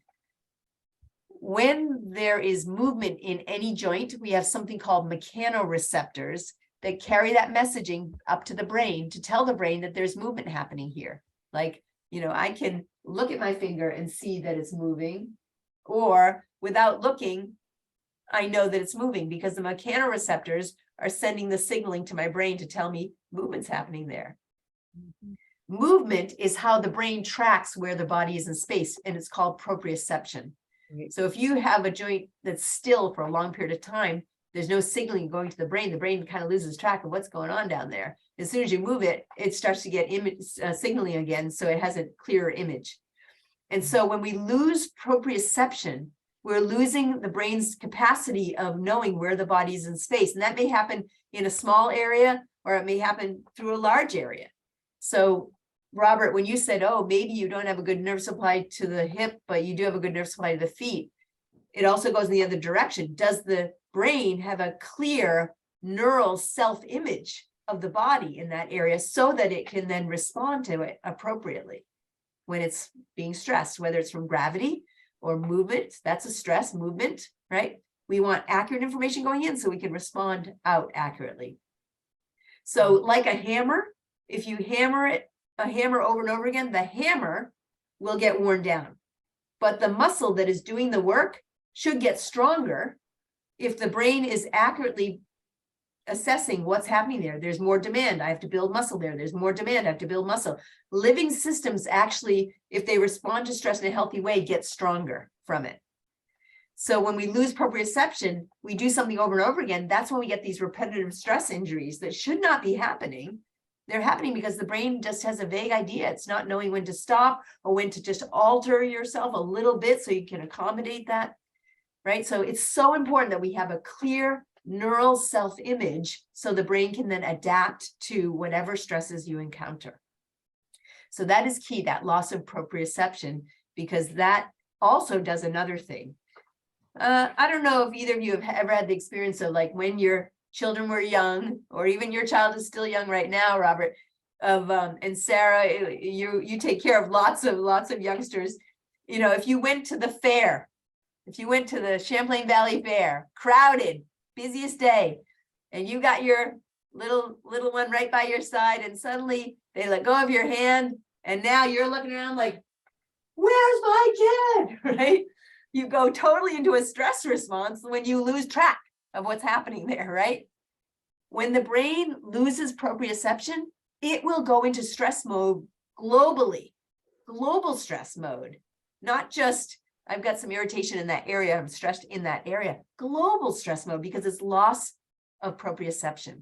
I had loss of proprioception after my brain injury. Exactly. And so your body would have been in a stress mode because of that. I didn't know where I was. Yeah, exactly. Banging into walls, walking down the hall, banging into walls. Yeah. Like I was drunk. Yeah, that's stressful for the body. So what happens when we're stressed? We have our brain first perceives the stress, and then it sends a signal down to the endocrine system to tell the endocrine, the hormones, to start to release those stress hormones, the catecholamines. And then those stress hormones are going to then affect the digestive system and quiet that down. Now is not a time to be digesting lunch. You might be lunch right now if a tiger's chasing you, right? So shut down that digestive system. Also, hormones will go to the catecholamines, will increase blood pressure. And the adrenal glands are what are releasing these catecholamines. You'll have the bronchioles, the lungs will dilate to get more air in, because we need to get more oxygen to power up the muscles, fuel for the muscles, so we can fight or flight. And then, of course, the heart rate will increase to get us ready to run. And then the liver is going to convert glycogen to glucose. So we're going to increase our blood sugar. So we have the fuel. Again, oxygen and glucose is what we need to have those muscles burning so they can be powered up. Now, this is a brilliant strategy. If a tiger truly is chasing you, this is the best chance you have of saving your life. But if this is your default, because you're under chronic stress, even normalized, so you don't even count it as stress, but actually it is, or you're subluxated and have ongoing stress, right? Doesn't this look like a heart attack waiting to happen? Oh, yeah. This is the development of metabolic illness. Mhm. This is how it develops, is when we have this chronic stress. So it is lifestyle related. And it's also could be related to subluxations. So subluxations, we lose that complete safety pin cycle, and we now have a distorted information going back and forth, or a loss of accurate messaging. That leads to dis-ease, where you lose function in the organ, or you start to get a little fibrotic change in the muscles, a little gristle, you start to get the bone spurs a little bit, right? But you're not feeling that. That's dis-ease. It's not a diagnosed disease yet. In fact, they did one other study where they looked at, if you have a subluxation, let's say it's the one that goes to the pancreas. Do you guys know what the pancreas does? What's the job of the pancreas? Filtration, is that what it is? It has to do with nutrition, not filtration, but nutrition, where it's digestive enzymes, and it includes regulating blood sugar. So insulin release and so on. So that's the job of the pancreas. So let's say you're the pancreas, and so Pam, you're going to be the pancreas. I'm going to be the brain, and Robert and Sarah, you're going to be the nervous system that the message is traveling through. Okay. Do you ever play that game telephone? Right? Yeah. Where you whisper a word, and by the time it gets to the last person, like that's a different word. That's a distorted word, right? Okay. So I'm the brain. I'm going to send the message, and I'm going to say, be a good pancreas. Now, as the pancreas, you have certain jobs you know how to do, but you're waiting for the signaling from the brain to tell you which job to do and when. Okay. Be a good pancreas, and then goes through Robert, goes through Sarah, and then Pam hears, be a good pancreas, and you know just what to do, and now you're performing optimally. And then that helps the whole body, and if the whole body is helped, then that helps you as the pancreas tissue, right? Okay, now you've got a subluxation, and so here comes the message, be a good pancreas. It goes through the nervous system, and by the time it gets to the pancreas, this is what you hear, Pam. Be a good... Yeah, in fact, you're like, wait, what do I do? Wait, what do I do here? And finally, you're going to do something, but it may not be the right thing, the right amount, the right time, right? Something's off. And now it starts to affect the body, which then starts to affect you. And the researchers wanted to know, how fast will we start to see some sort of pathological change in the cells of the pancreas? And we've got that subluxation there. They found within 3 weeks of having an uncorrected subluxation, the pancreas cells start to move towards pathological disease-forming cells. Now, how long is it before you have a diagnosis of a pancreatic disease? Maybe months or years. But when did it start? Yeah. Do you see? So key. So when we think of subluxation, what is it causing? Well, it could cause any of these things here, because we now look at the map of the nervous system, and we know in the background, we've got that stress physiology that's affecting how everything functions. But then we add to it the specific location of the subluxations and what the map is, where these nerves go to. Okay, the nerves come out here, go to the heart and lungs. Well, if you've got subluxation here, that may be affecting heart and lung function. Digestive system is through here. The bowels and the bladder, reproductive organs is down the lower part of the spine. Vagus nerve comes out of the very top of the spine here. So that C1 subluxation is key, and it goes all the way down, to all of the organs, right down to the large intestine.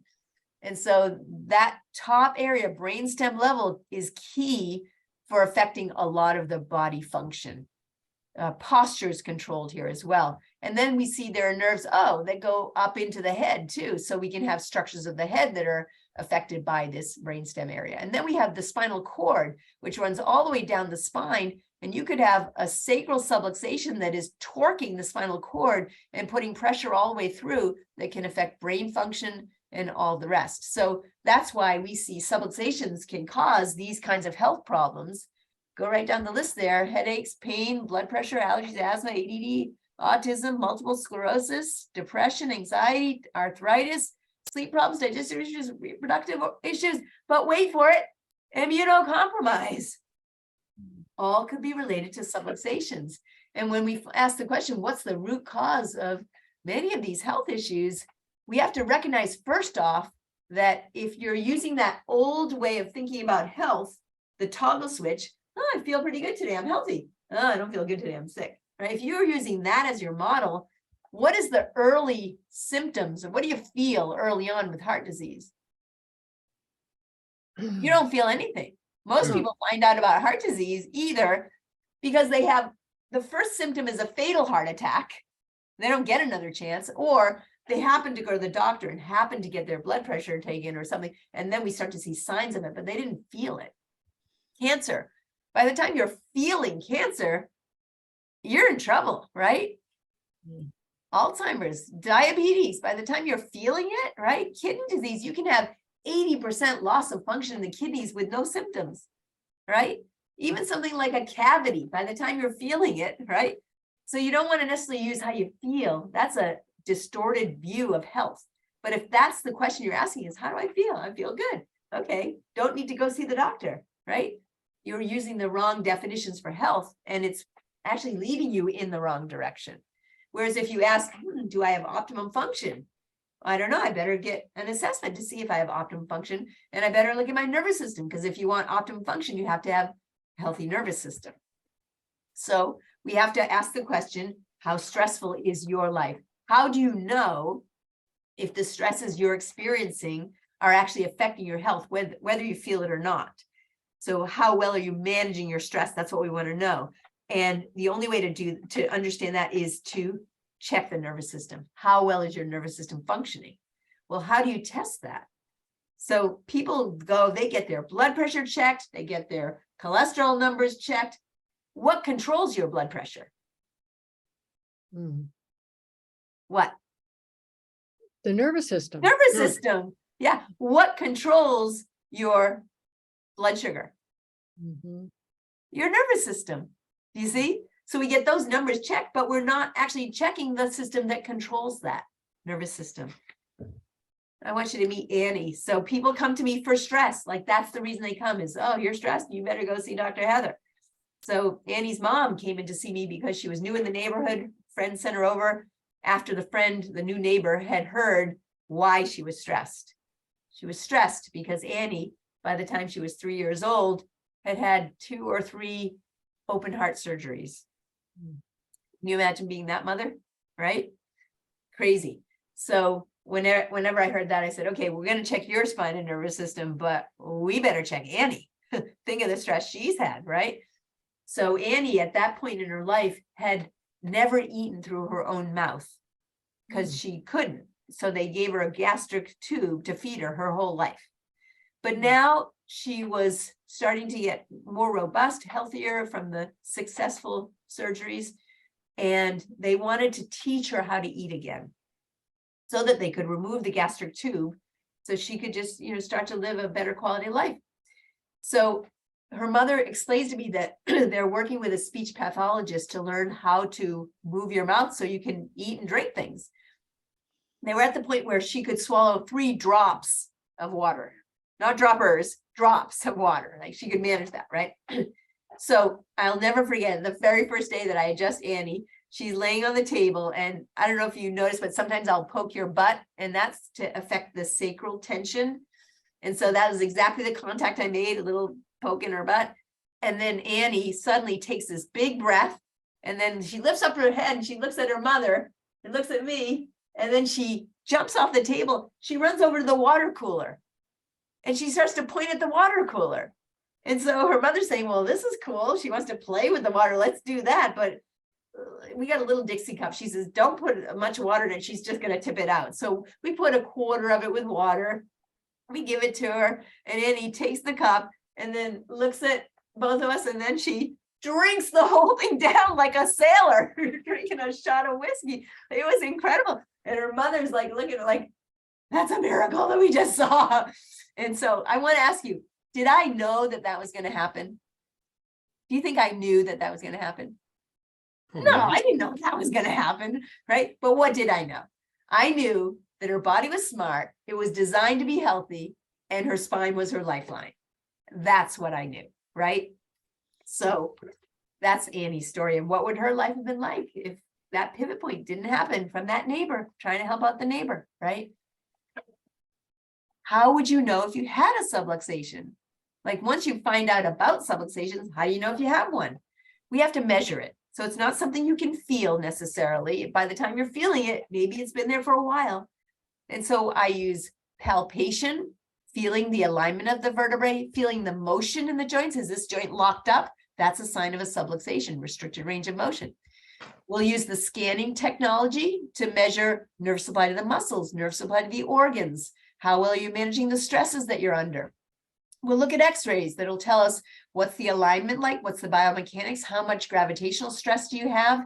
Are you heading down towards degenerative change if you're not there already? And then what do we need to do to restore that, to try and slow down and stop that degenerative change? So the x-rays can actually help us identify how long the subluxations have been there.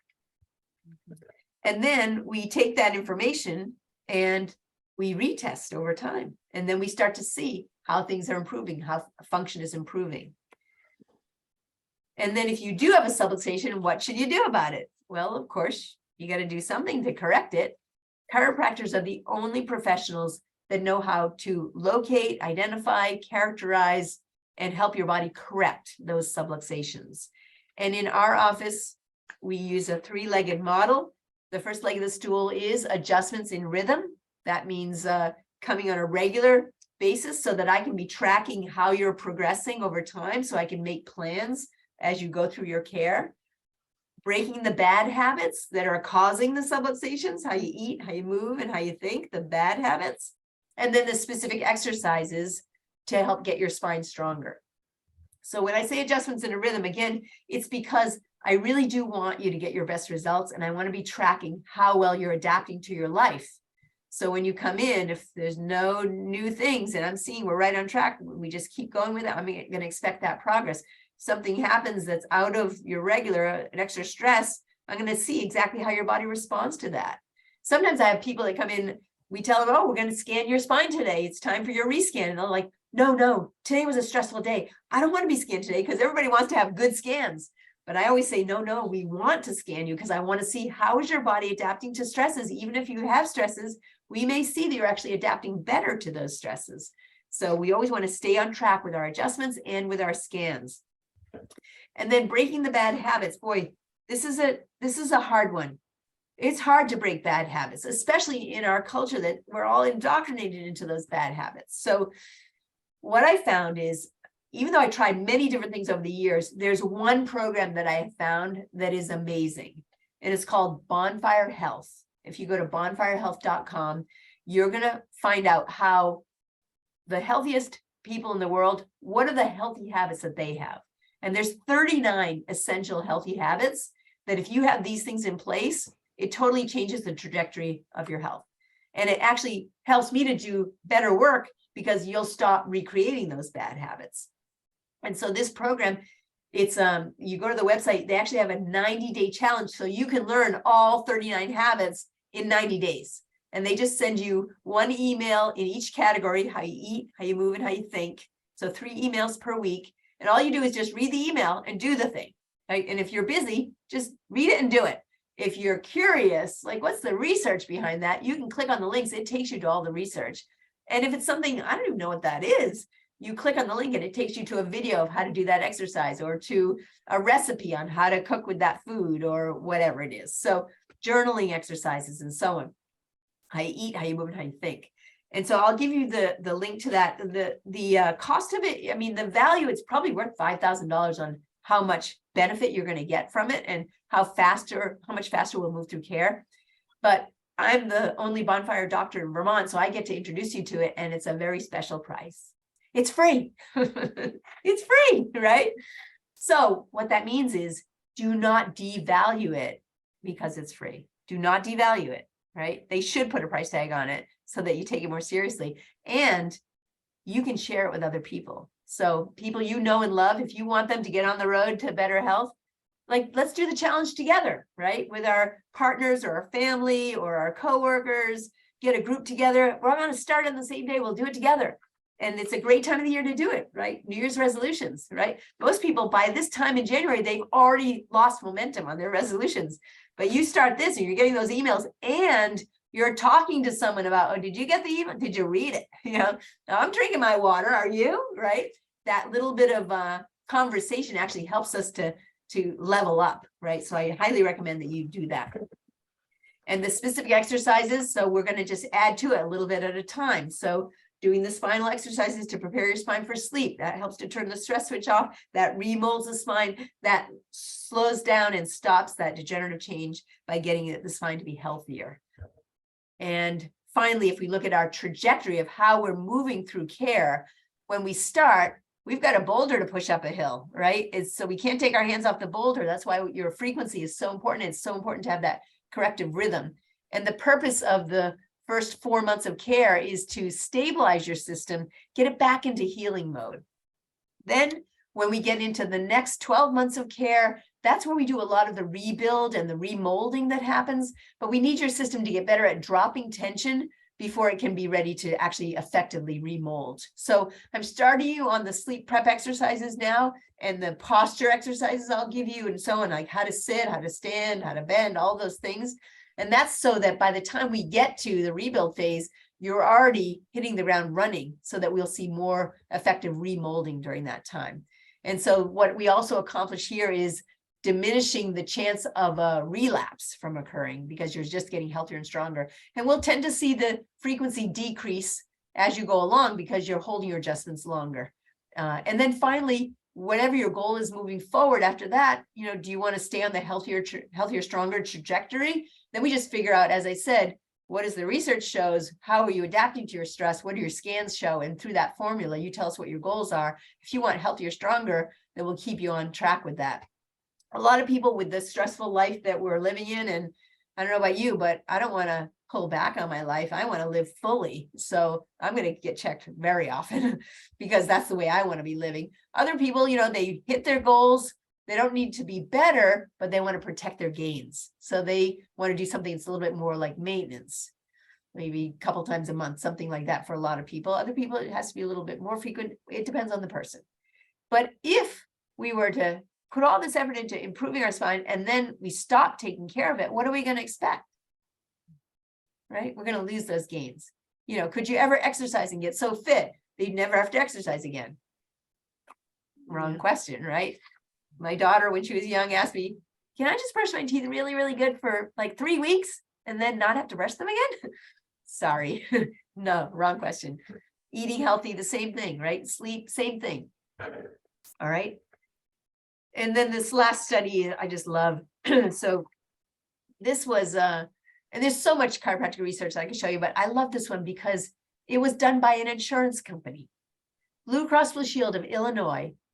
They gave people an option. You can either go to a medical doctor for your primary care physician, or you could go to a chiropractor. And they tracked it for 7 years. They had 700,000 bits of data that they could follow. So this will interest you, Robert, with, you know, the kind of work that you're doing, right? So when we see this here, looking at the stats is what I mean, right? They looked and they saw that the people that chose to be under the care of a chiropractor who was directing the rest of their care, they had a 60% decrease in the in-hospital admissions. Now, you know, from the very first slide that I showed you, that was saving their life, right? Yeah, the increase in deaths. The more you're in that system, the more deaths there were, right? 59% decrease in hospital days, 62% decrease in outpatient surgeries and procedures, and an 85% decrease in pharmaceutical costs. They made so much money on those people because they were paying the same premiums, but they were costing them a lot less. So why they don't just take it to the next step and just make it across the board? Everybody has to go see a chiropractor as their primary care. They didn't do it, but you know, it's because of the pharmaceutical industry actually controls everything that happens in hospitals, right? But what was really interesting is another side note is in this part of Illinois, 22% of all births were C-sections. So if you were pregnant going into that hospital, you had a 22% chance that you were going to come out with a C-section. In the chiropractic group, in 7 years, 0 C-sections, which meant that the mother's body was just optimized for giving birth, right? No need for intervention, healthy, normal, right? Makes sense, right? All right, here's my last story. So this is a colleague of mine who retired chiropractor. And one day, he lives in Massachusetts. One day he was walking around along his country road and it was March, so there were frost heaves. A car was coming along, and so he hurried to get out of the road and he tripped on the frost heave and he goes flying forward right into a ditch. His hands went into the ditch and never reached the bottom of the ditch, and his face hit the side of the ditch, right? That's what stopped his fall, was his face, right? He feels this pop and he kind of gets it, and he feels dazed. He kind of sits himself up like, whoa, what just happened there? The woman that was driving by saw him fall. She stops her car like, we should call the police. Are you okay? He's like, yeah, I think I'm okay. I think I'm okay. I got jarred. I think I'm okay. I just live down the road. I'll drive myself home. If you could follow me home, then, make sure I get there all right. So he gets in the car. He's driving over frost heaves and railroad tracks, right? Bumbly, mumbly. He gets home okay. But by that time, his neck had just spasmed up. He thanks the woman. He goes in the house. He tries to lay down to just get a little ease. And he can't lay down because it hurts too much when he starts to put his head back. And so he realizes, wow, I really did something here. And so he starts to check himself out. He's a retired chiropractor, so he knows, I kind of banged myself up. So he tries to put his head back. No, he can't do that. He tries to turn his head from side to side. No movement there, total spasm. And then he starts to bend his neck forward. And as soon as he starts to do that, he feels this tingling in his chest. And then he brings it up and tingling goes away. Does it again, tingle. He's like, oh no, I know what this is a sign of. Do you know what this is a sign of? Any guesses, Pam? Spinal cord injury. Spinal cord injury. Think Christopher Reeves. Yeah. Superman falls off the horse, breaks his neck, right? So he's realizing, well, this is bad. So he calls a friend, they get the EMTs there. What's the first thing the EMTs do as soon as they get to him? They put him in a Board him up, right? Yeah, Sarah, you're right on it. Yeah, they board him up, stabilize his spine. They take him off to this country hospital and they do imaging. They take x-rays of his spine. And as they are looking at the imaging, all the residents in the hospital, they hear that they've got this case that's in the hospital that may be a spinal cord injury. And then they see what the results are for the radiology. And the radiology shows that the guy has 9 fractures in his C1 and C2. 9 fractures at the very top. That's where the brainstem lives. Yep. Yeah. One of those fractures is called a hangman's fracture, right? Like that's what's happening in his neck, right? And so the radiologist there, like, just happened to be making a beeline right by his gurney in the hallway. Right? He's not even in a room, and they're picking up his chart, and then they're asking him, "Can you wiggle your toes?" Right? What are they expecting? No response. No response. They're expecting paralysis, and not just paraplegia. They're expecting quadriplegia because that's at brainstem level, just like Christopher Reeves, right? And by the way, Christopher Reeves, the amount of damage he had in his spinal cord from that injury was the size of your pinky fingernail. That's it. And like everything below stopped. All his muscles stopped. Not because he damaged the muscles. It was because he damaged the nervous system, right?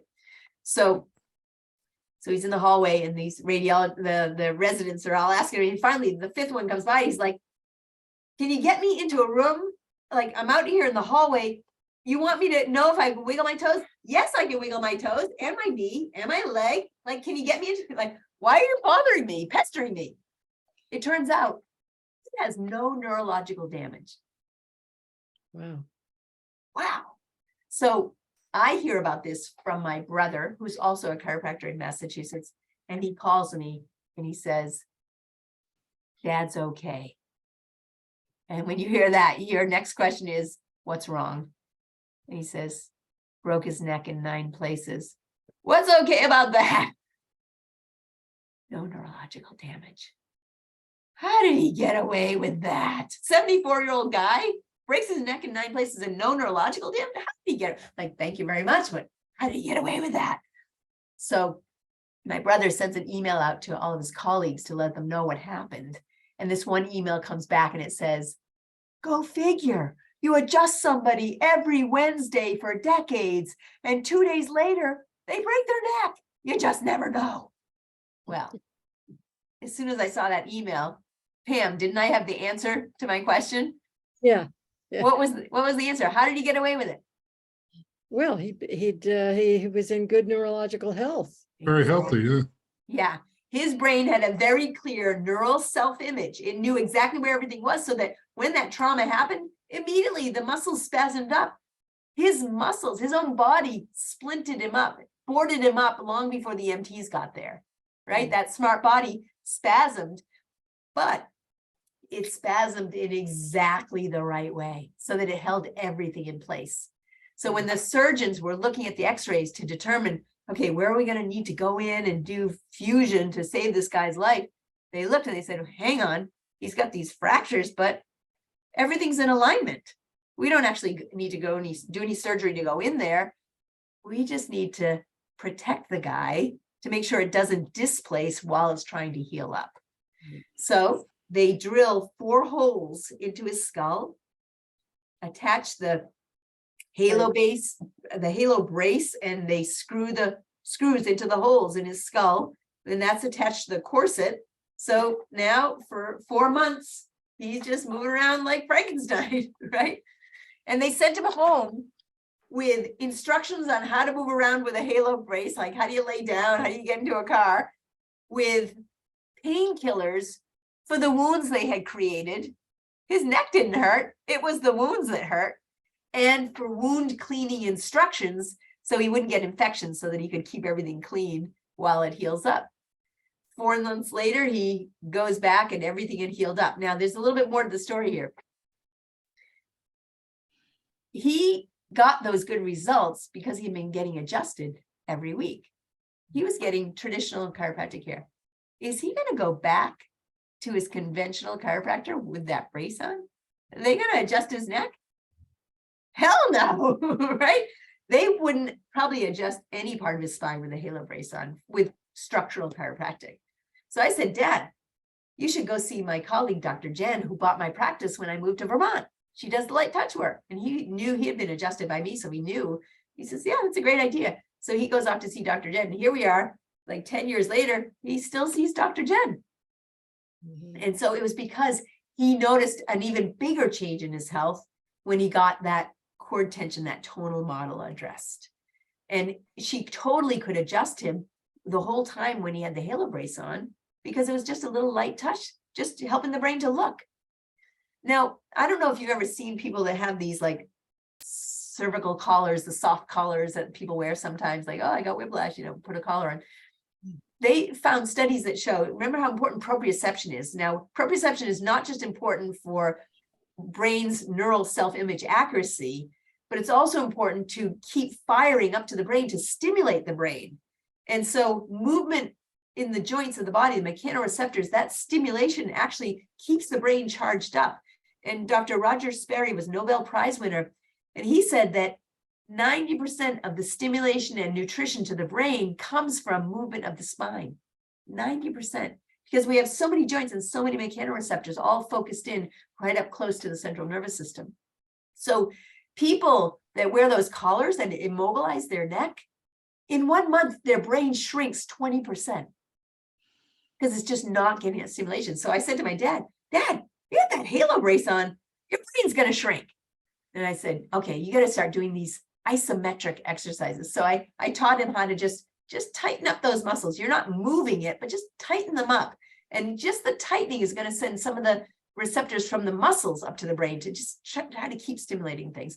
And then, of course, I send him down nutrients that are all for bone healing and trauma healing. So he got the best of both worlds. He got the halo brace that saved his life from protecting him, right? Keeping him safe, right? That's the preventative part, like stop him from dying, put the halo brace on, right? Keep him safe, keep it on until it's healed up. He goes back 4 months later. He has no neurological damage, no muscle damage, no ligament damage, no disc damage. The bones that were fractured all healed up. He got restored full range of motion. For Christmas that year, he asked for a new pair of work boots. He was back in the game. Yeah. So is my dad brilliant? Is his body smart? Right? That's why we nicknamed this the Brilliant Workshop, because it's all this evidence of how brilliant our bodies are. And if we just do the right things, we're going to get the best results in the fastest way. So that is everything I wanted to cover. My last question for you is, did you happen to think about anybody else when I was going through all this that you're thinking maybe they should get their spines checked? I want to bring it to your attention because you might be the pivot point that helps somebody else. So if there's anybody you ever want to refer to us, just by dropping your name, we're going to cap it at 47. Just to, it's usually 210. We're going to cap it at 47 just to break down the barriers. And if you have any family members that haven't gotten checked yet, let me ask you this.